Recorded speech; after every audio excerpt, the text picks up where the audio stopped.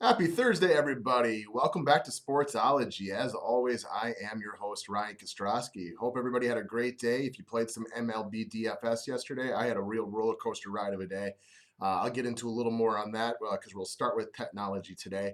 If you happen to be new to the show, what Sportsology is I have two areas of expertise. All day long, I do business technology for a company called Enterprise Systems Group. Then at night, I switch over to being a full-time, well, not full-time, to being over kind of a fantasy sports expert, specializing on DraftKings daily fantasy sports, baseball, basketball, football.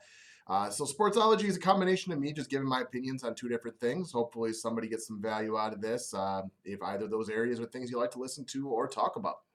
A lot of days we kind of switch up what we talk about first, and today we are going to start with technology.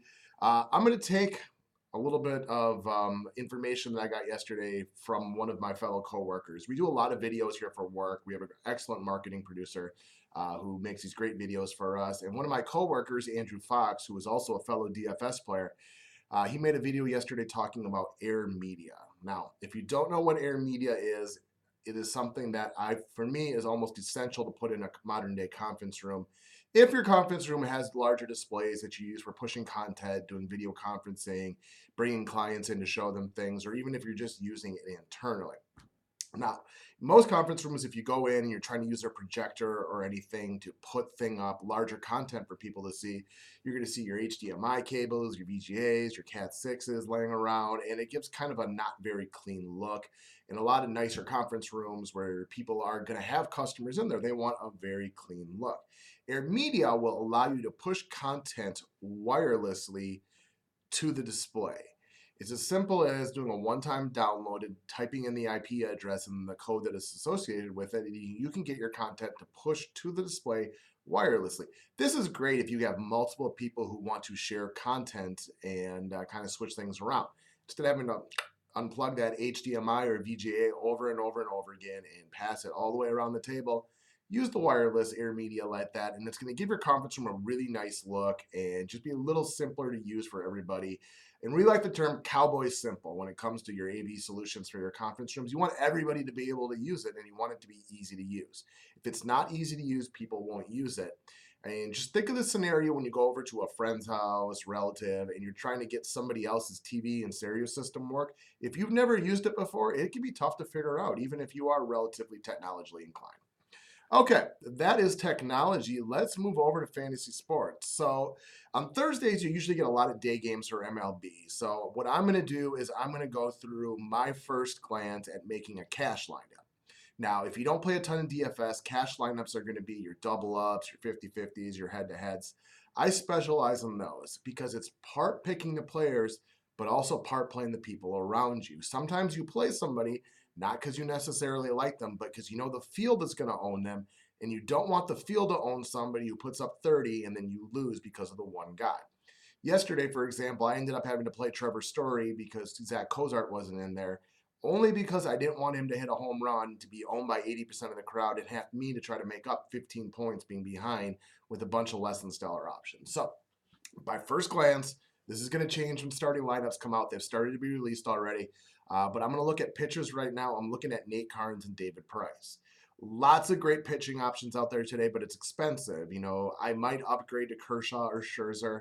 When the starting lineup's coming out, if there's a bunch of low discounted price players because you got people filling in because it's day games after night games, I might upgrade to two stud pitchers. I'm not 100% sold on pitching yet. But I got Nate Karns as a lower price guy that you could look at to potentially save some money to spend up on the good, well priced, and necessary hitters today.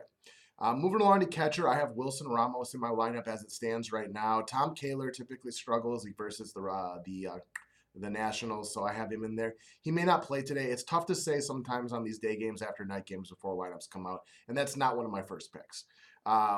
First base, I currently have Adrian Gonzalez in there. I think you could also shift over to Ryan Zimmerman if you need to free up some cap space.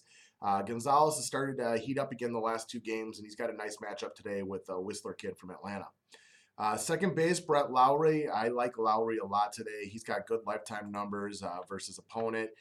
He got him stealing bases lately. He stole 3 yesterday. He strikes out a little bit too much for my taste, but I do like his matchup today.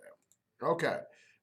Third base, Yunel Escobar leading off, getting the hit against John Danks. He was one of my later picks as well, but I think he's very, very playable today. I love guys hitting leadoff in cash games. Give me somebody with an on-base percentage and the opportunity to score runs and more at-bats.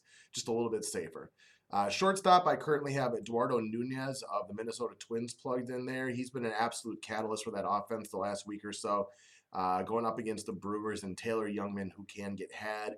If you are stacking teams today in tournaments, I do feel that the Brewers and or Minnesota could give you a quality stack. The Brewers bats were alive last night, and they really dug into that Minnesota bullpen. So if they can get into the bullpen again, they're going to be a little tired. So I think you could stack either of those teams. I don't have a ton of Brewers or Twins going right now, but that could change as lineups get released. This is just a first glance at a lineup. And then the outfield is where I got a lot of money spent today because I got Bryce Harper, Mike Trout, and then I moved in Jock Peterson because he moved up to batting cleanup today. Harper, I believe, is almost a must start today. He flat out owns Kaler, something like 5 or 6 home runs and like 25 career at bats. So there's a really good chance he goes yard today. And if he doesn't go yard, he probably gets walked 3 or 4 times and grabs a double. So I think you got to get him in your lineups today. I spent up on Mike Trout today. It has been pretty awful so far this year, only with the 1 home run, batting .259, but he did get 3 hits yesterday, and he looked very confident and locked in versus Chris Sale, who was a phenomenal pitcher. So check out Mike Trout. I think it could be his day to blow up today. So I like him a lot today. And then, like I said, Jock Peterson, going up against a righty, moved into that cleanup spot. I like Jock in that cleanup spot today for 3,700. So that's my first look to the cash lineup. Got any questions? My email's down there in the description section. If you want to tech technology or daily fantasy sports, let me know. Thanks a lot.